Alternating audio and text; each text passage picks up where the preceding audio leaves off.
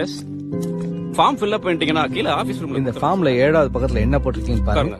பக்கம் terms and condition போட்டிருக்கோம். நீங்க 7வது பக்கம் டேர்ம்ஸ் அண்ட் கண்டிஷன்ஸ் போட்டு விலை 500 ரூபாய். பணம் திருப்பி தரமாட்டோங்கிறது ஃபர்ஸ்ட் பேஜ்ல போட்டு. ஆனா இந்த ஃபார்ம் என்னென்ன தகுதிகள் நீங்க அதே பேஜ்ல போட்டிருந்தீங்கன்னா இந்த ஃபார்ம் காசு கொடுத்து வாங்க வேஸ்ட் பண்ணிருக்க மாட்டாங்கல்ல. கேட்டு கேட்டா சார் கொடுக்க முடியும். ஃபார்ம் வாங்குற ஒவ்வொருத்தையும் நீங்க கேட்க வேண்டாம். நல்லாவே தெரியும் இவங்க படிச்சவங்களா இல்லையா. நீங்க அவங்கள்ட்ட ஒரு வார்த்தை கேட்டுக்கலாம், இந்த ஃபார்ம் உங்களுக்கான. அப்படி நீங்க கேட்டிருந்தீங்கன்னா அவங்களுக்கு அங்கேயே தெரிஞ்சிருக்கும் தான் பிள்ளைக்கு இந்த ஸ்கூல்ல இடம் கிடைக்காது. அவங்க நிச்சயமாயிருக்கும். நீங்க அட்மிஷன் போட போறது 50 சீட்டுக்கு.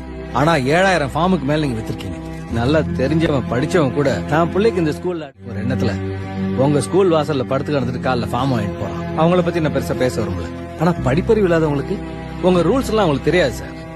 நான் தான் ஒழுங்கா படிக்கல, என் பிள்ளையாவது ஒரு நல்ல ஸ்கூல்ல படிக்கணுங்கிற ஆசையில அவனோட ஒரு நாள் வேலையை விட்டுட்டு இவ்வளவு கூட்டத்துக்கு நடுவுலயும் வந்து அவன் நின்னு வாங்கிட்டு போறான். அந்த 500 ரூபாயை சம்பாதிக்கிறது அவன் காலையில இருந்து ஒரு 50 வீட்டுக்காவது பால் ஊத்திருக்கணும்.